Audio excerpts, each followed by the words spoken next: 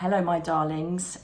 If you know me and you've watched a lot of my videos, you know that I have got very high vibrational energy that comes from many generations of mediums before me. And that means that naturally, from a child, I've been able to go up to the heavenly realms, whatever you want to call them, crystal palace, spirit world, angel realms. So I'm very, very lucky that I haven't had to train or learn my trade as much. I've had to fine tune it, had to discipline it a bit.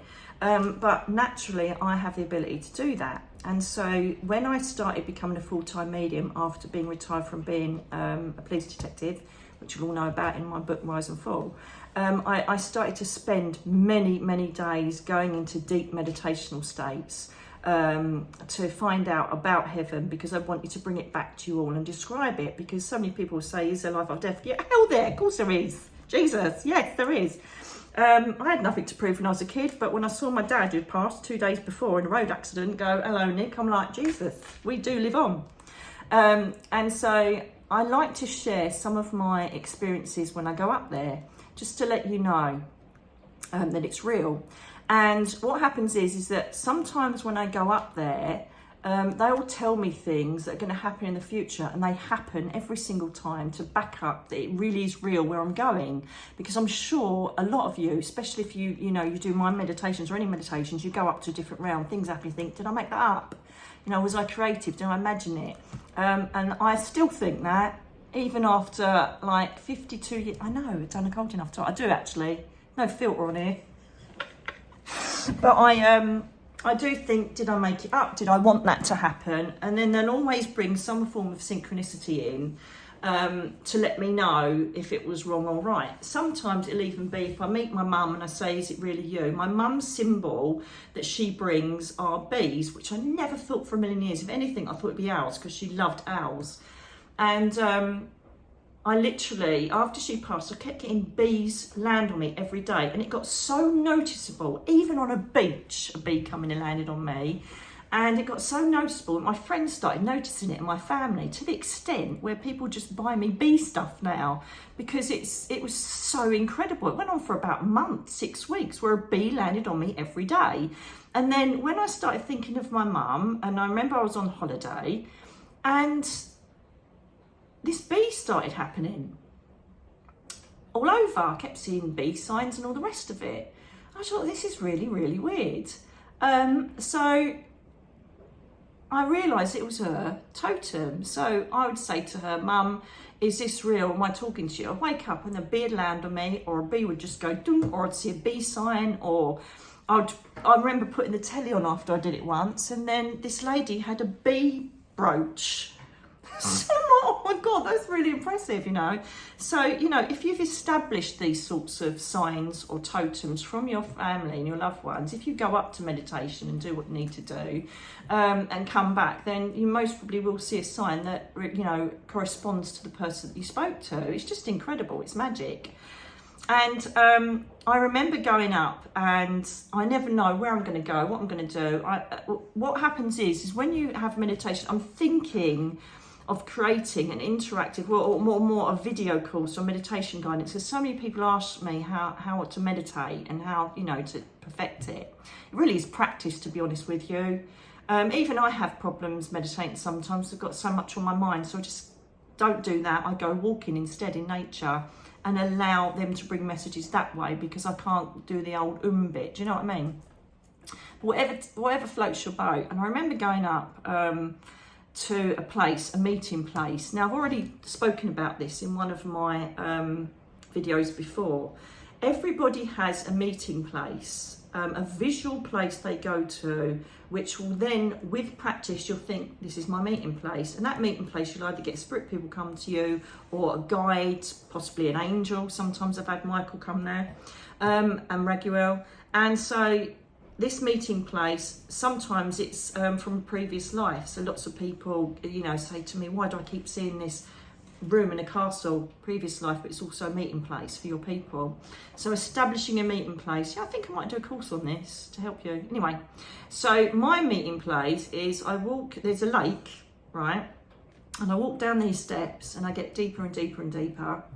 And then I go under and find I can breathe. I'm a water baby anyway, so it's perfect, the beginning bit of it, because oh my God, if I could live in the water, I would. Ex-mermaid, no doubt about it. And oh, that's what my tattoo is, by the way, is I don't know if you can see that, it's a mermaid, because someone asked me what my tattoo was. And that was when I was ill, my 5 years in bed. I had some time where I felt okay, and I actually went in and got it done because it's got a dive flag on it, because I used to scuba dive, and that was my my strength to say I'm going to dive again. And then I've got the ME awareness ribbon there to say it's not going to beat me, I will dive again and I will be up and about. Just to let you know, just a little digression. So anyway, my meeting place, I go down there, and then in the water, you're not aware of the water, it's just a different atmosphere, and it disappears straight away. And I walked in, and then on this plinth there's a big orange globe, and I used to put it into my solar plexus, and it used to fire me up and do whatever it did, I don't know, but it happened every time. And then I'd walk up 4 steps, and then I'd see a doorway, and I knew that I couldn't go near that doorway because it reminded me of when I was a kid. I was mostly about 4 or 5, 6, I used to have a recurring dream of looking at this ebbing door going boom with light, and I knew that was the entrance to the spirit world, and this had light glow underneath it, and I knew it was the entrance to the spirit world, so I never go near there. The only time that's ever open is when I'm helping a spirit person, a soul, go over to the light. Very rare that I've done that, but the door opened, I thought, bugger me, and then Juliana's comes out, and then we take the soul through. So I know that's a spirit world entrance, so I don't go near there. They can come in whenever they want, but I don't go through there. And then I walk round to the left, a couple of steps down, and then there's this huge white settee. Behind the settee is a set of patio doors, and that leads out to all the different types of places I can go to, including the Akashic halls, the halls of learning, reality layer, blah, blah, blah. And then to the right, if you're sitting on the settee, to the right of the settee is another door down a few steps, and that is the source of the universe that I've been in, which has shown me some really, it's a bit deeper than what I want to go to, because you'll start getting a bit confused, because it's all about dimensions, 5th dimensional, the rest of it. Sammy, by the way, I will be doing a 5th dimensional talk, so don't worry about it. But I just felt inspired to do this today.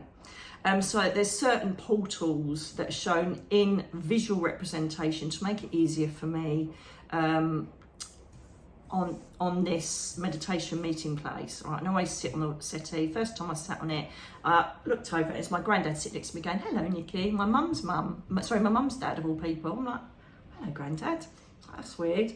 And then I realised as I continue doing these meditations that the white sofa was where I would meet people. And I've even, when I first started doing demonstrations, I used to picture myself sitting on that settee and waiting for the spirit people to come in. Now they just walk straight in, I don't need a white settee. But sometimes when I need to think, right, I need to go in there, need to ask things, need to do things, I go and sit on the settee. And this time, it always changed every time, and the settee was empty, and I thought, nobody's coming, that's nice, made an effort, no bugger's coming. And so I stood up, and I knew I had to go out of the patio doors, and all the dimensions change. That was my door directly to the Akashic records and the hall and the fountain of life. But I left that on this time. It wasn't going there. I was walking along this field, and I thought, oh, I don't even know where I'm going. So this is a good little tip for you as well, is that if you are just walking along, don't try and think something to happen or will something to happen. Or if you see something, oh, I better not go there. Get rid of your thought process and just go with the flow, okay? Go with the flow. So I just thought I'll carry on walking then. And then there was these red flowers. I thought, well, I'll note those because red is base chakra. So that's stuff that you need to sort out in your life. And I thought, right, okay, I'm noting the colour of the flowers. Note everything. Put it in your soul journal after your meditation, because all of it will make sense, okay? Trust me. The green was representing healing from Archangel Raphael, I found out later. And I just carried on walking and walking and walking. And then I came over and there was this hedge, and there was a gap in the hedge, and there was this woodland to the left, huge lake to the right. And I had to make a decision. And so I've actually created a guided meditation like this. I don't know if it's available, did I? Or is it from students? Can't remember, let me know. So I've incorporated this into one of my guided meditations. So I thought I'll go right. And then there was this bench. And I knew that I had to sit there. I knew I had to sit on this bench. There was nobody there. I just sat on this bench looking out onto this huge lake. And my dad then popped up and he went, hello, darling. And he was to my left. And I looked to my left and went, oh, Daddy. And he goes, give us a cuddle. So I had a cuddle. And then the most incredible thing happened, because I smelt him, and that smell took me back to when I was a child. The smell of him coming back. He was an upholsterer. He made furniture. And it was a mixture of oil, wood and aftershave.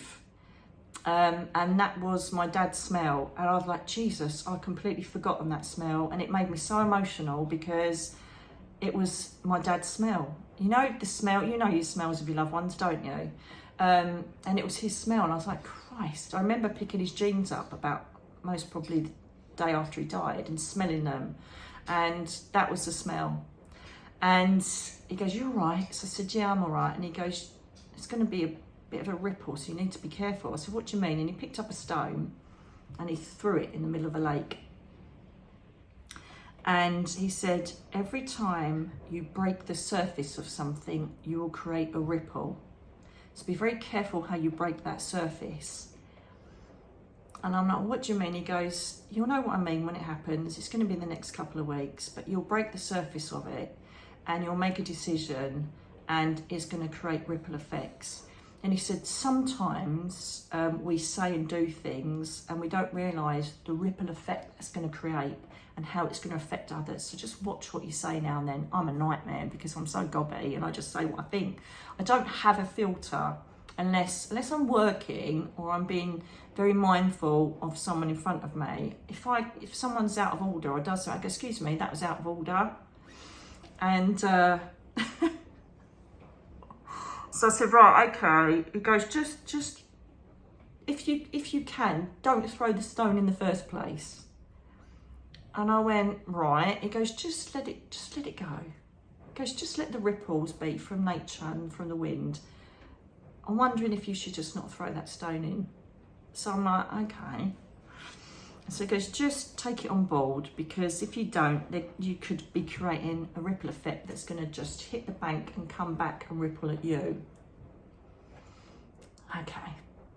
So then he goes, it's up to you. It's not a major thing, but just be careful. I'm like, all right. So I'm thinking, right, I'll be diligent. Anyway, we sat chatting about other things, and he told me that he was going to come to a medium that I was apparently going to see, and the first sign he would say would be about a koi carp. And my God, that happened about 6 months later. The first thing she says, I can see a koi carp. I went, yeah. She goes, hang on a minute. I said, it's my dad. And she was just about to say it's your dad. And I went, I know. And then I explained to everybody afterwards about the koi carp. Anyway, about 2 weeks later, oh God, I'm such a seeker of justice, and I can get myself in so much trouble because of it.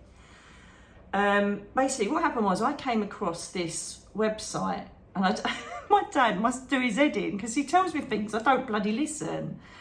And I should have listened, really, because there was this Facebook page, and it was so dangerous, right? Because what it was apparent mediums and psychics, right?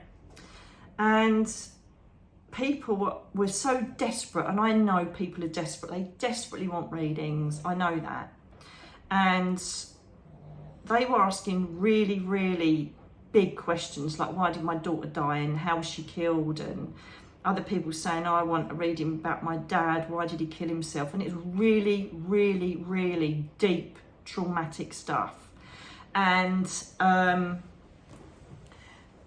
then you've got these people randomly coming on and giving them messages, and oh my God, it was so damaging, because the stuff they were saying to these people, we've got, as mediums, we have a responsibility. We have a massive responsibility to make sure that we don't damage people, we don't upset them, we don't leave them wondering what the hell something was about. You've got a massive, massive responsibility that everything that comes out of our mouths as professional psychic mediums, people will take on board, right? So you've got to be so careful, make sure the information is right and it's not going to hurt anybody. And I was just looking at this thinking, how is this not blocked? How is this bloody page not deleted? It was just the biggest load of shite that people were writing to people. Oh, I sense your dad did this because he hated your mum. And it was just, oh my God. So I put on there, and this was my stone thrown into the proverbial lake. Everything was calm. And I put on there, this is the most disgusting thing I've ever seen on Facebook. You're all a disgrace. You're all guessing. None of you are doing any respectful thing by the person asking the question and by the spirit world. You're all just disgusting and this should be closed down. Because I could see the hurt that was going on with the desperate people. Oh my God. I then endured so much hate and anger from all these mediums and psychics who were just piling really nasty comments again and again on Facebook. I was then getting phone calls from people saying, what have you done? You said about so-and-so. I mean, I haven't said anything to anybody. I'm just saying that this is disgraceful. People are just guessing and damaging people. And then I remember delete, block, and it just really upset me. There was so much shit that came back my way because of me saying this is wrong, from all sorts of people. And then I remember about a week in when I was getting so upset about it all, and then I remember my dad, and it just came back to me in a look, and he just went, and he basically, he knew it was going to come, and so he was hoping that I would take on board what he said and not throw the stone into the pond, and I did, and it created a lot of backlash and a lot of issues. So all I'm saying is when you do these meditations and you are told something, shown something, warned of something, take it on board and go with it, because I'm telling you now, every single thing they've ever said to me, what's going to happen or is about to happen, has been 100% spot on. So anyway, I don't even know why I decided to share this with you today. I just wanted to give you another experience of what happens when I go up to heaven, if you like. Because you'll find that when you go up there and you interact with your loved ones, they will tell you things that will prove beyond a doubt that you really have visited heaven. Now, I hope you've enjoyed my little chat today. Please continue to like, subscribe and share these videos to people that you think it might benefit. And if you have any questions or you want to know about a certain thing, please leave them in the comments below and I'll do my best to address them. So I'm going to speak to you again very soon. Lots of love to you, loads of light. Remember, think good things, create good things, and you'll have more things come back to you. Take care.